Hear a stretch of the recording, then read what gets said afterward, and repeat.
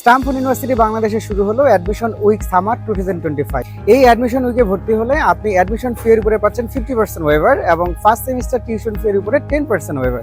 যোগাযোগ করুন Stamford university বাংলাদেশের admission office, official Facebook page, official website এবং অনলাইনে দেওয়া নম্বরগুলোতে।